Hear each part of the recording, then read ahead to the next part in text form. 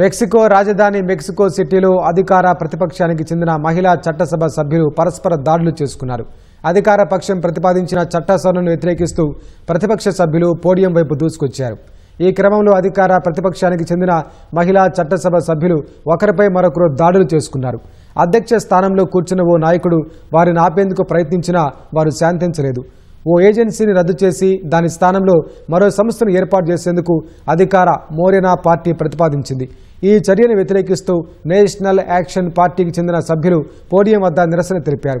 ఈ దశలో అధికార మోరెనా పార్టీ సభ్యులు వారిని అడ్డుకునేందుకు ప్రయత్నించగా వాగ్వాదం పరస్పర దాడులకు దారితీసింది.